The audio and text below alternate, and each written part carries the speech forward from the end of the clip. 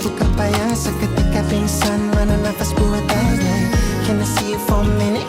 Boleh aku visit? See you mom and dad